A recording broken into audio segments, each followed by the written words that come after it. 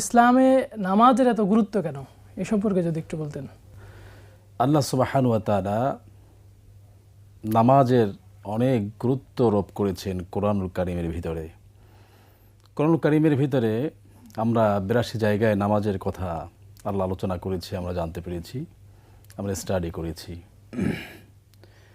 নামাজ একটি গুরুত্বপূর্ণ ইবাদত।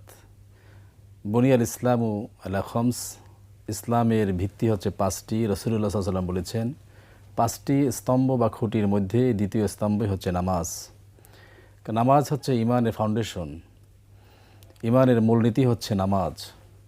নামাজ যদি আপনি না পড়েন, আপনি ইমানের ভিতরে থাকছেন না। আল্লাহ সুবহানাহু ওয়া তাআলা কোরআনুল কারীমে বলেছেন, ইয়া আইয়ুহাল্লাযীনা আমানু ওয়ারকাউ ওয়াসজুদু ওয়া'বুদু রাব্বাকুম ওয়াফআলুল খায়র লাআল্লাকুম তুফলিহুন।